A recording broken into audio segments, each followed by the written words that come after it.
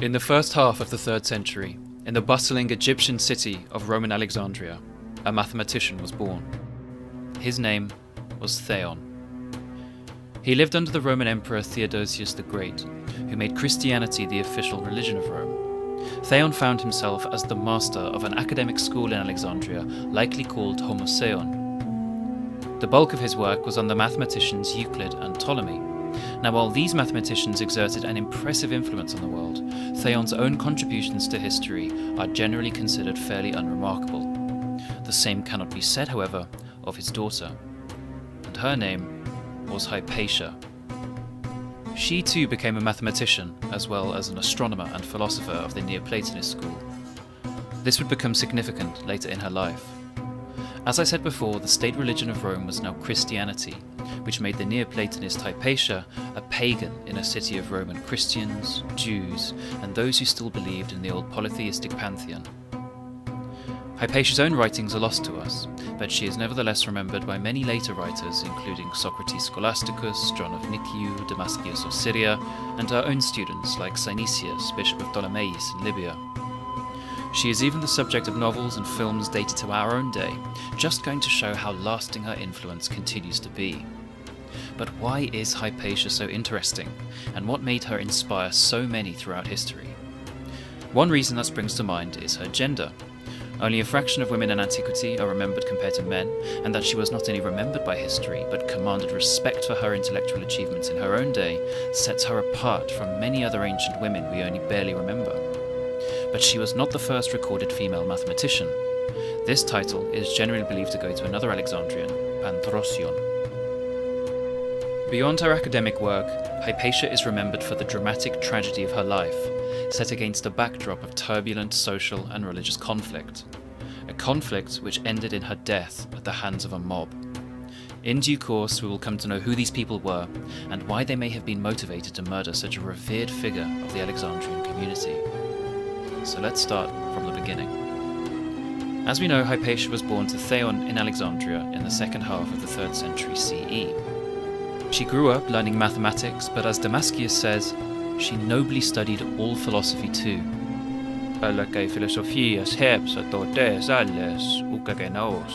She would walk around Alexandria and lecture on Plato, Aristotle, and other philosophers. One account even goes so far as to say that she was so advanced in knowledge that she outdid all other philosophers around her.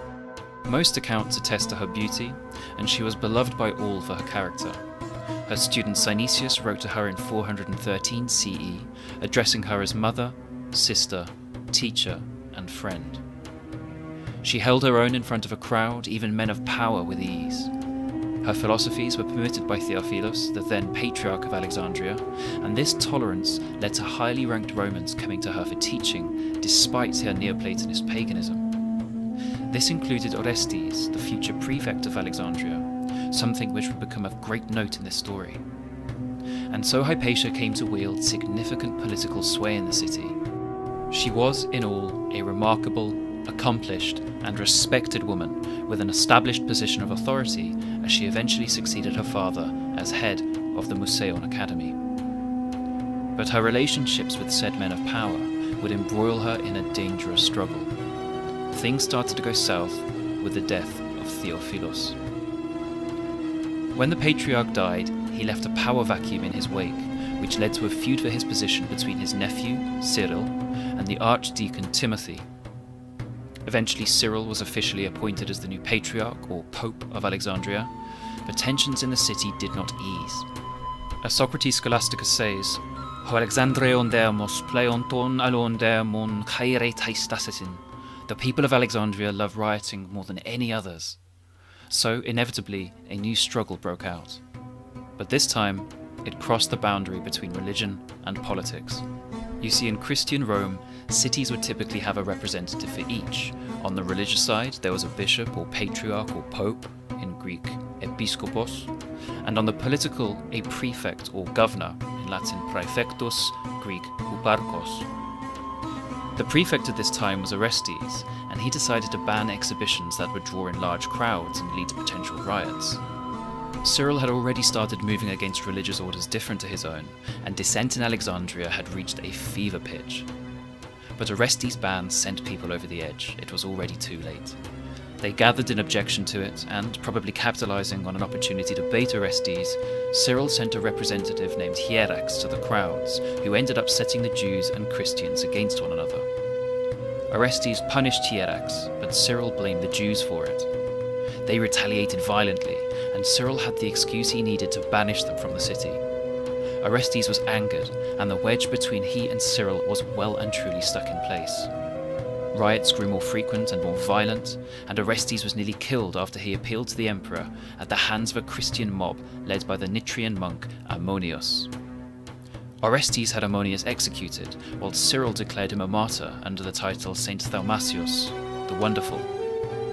And yet even this led to divisions in the city, as many Christians thought rewarding such politically motivated behaviour, you see, Orestes had already converted to Christianity, was itself an unethical decision.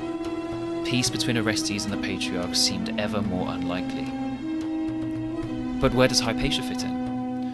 Well, we do know that at this time she was still enjoying a position of respect, authority, and apparent philosophical immunity. She also happened to be the teacher of Orestes, and the two shared a close relationship. This relationship was bound to embroil her tragically in the Alexandrian strife. As the Christians and Jews continued to clash, Orestes called upon Hypatia for advice, likely because he'd hope it would make the populace see a sober and impartial mediator involved. But as it turns out, this did not prove such a good idea. There were Jews, Roman officials, Christians of different beliefs, and now pagan philosophers all involved. A particularly pro-Cyril and violent sect of the Alexandrian Christians saw this as sincerely conspiratorial against Cyril. One day, as she was returning from a discussion with Orestes and the magistrates, a mob led by a lector named Peter waylaid Hypatia's carriage. This cabal of men, impassioned by evil intent, de sumphronesantes andres to phronema and thermoi, dragged her away into the local church, stripped her naked, and killed her with roof tiles called ostraca. Many believed Cyril to be behind this. And so ended the life of Hypatia, but not her legacy. This murder marked a change in the politics of the empire, since the philosophical immunity of the time now seemed void. The way Hypatia was remembered split. Most believed her killed wrongly, and allegedly had not Cyril bribed the emperor's official, he would have been condemned for this act. To some, like the Coptic John of Nikiu, she was remembered as a Satanist. Yet thankfully to the vast majority of history, she is remembered to this day for her remarkable intelligence, achievements, and resilience in such a tumultuous period of Roman Alexandria.